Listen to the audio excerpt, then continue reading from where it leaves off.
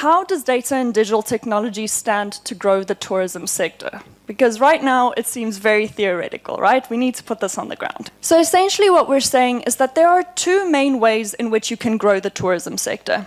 The first is by focusing on your ecosystem enablers. So these are your skills, this is policy, your business environment, and infrastructure. A simple example here is if you improve the roads, then you enable tourists to diversify their activities and go further outside of Accra. So you're stimulating demand further away and you're creating opportunities for people to go there.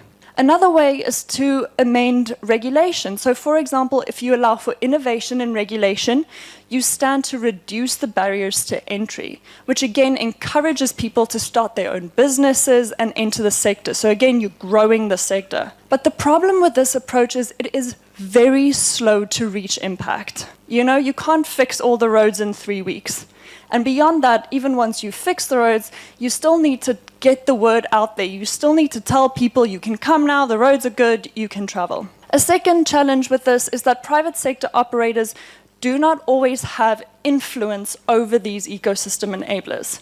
So a hotel, for example, can't fix the roads for the entire sector. So it really limits this. So what we're saying is that we need to leverage faster acting tools, tools that can have a more immediate impact. And that's where data and digital technology come into play.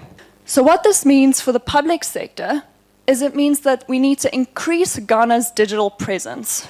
We also need to leverage information and data that's available to improve the tourist experience. So we invite them in and then we improve their overall experience. And we can do this by using data, for example, to see where do we prioritize our infrastructure improvement? Where do we start?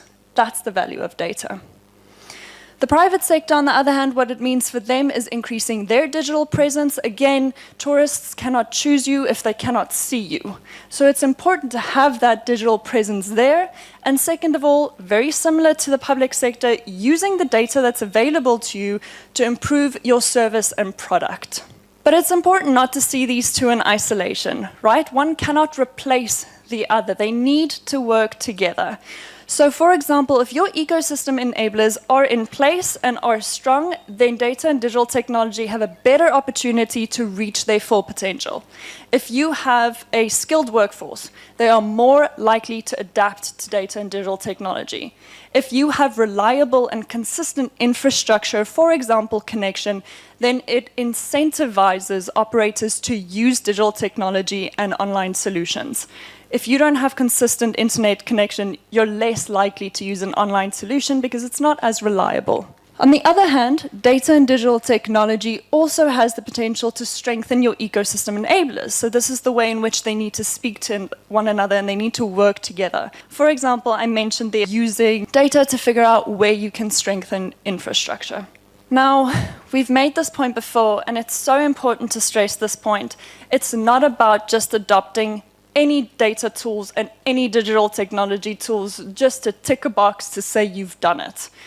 It's about using it efficiently and using it effectively. And it's about using tools that suit your business, that suit your purpose, and that speaks to your customer base.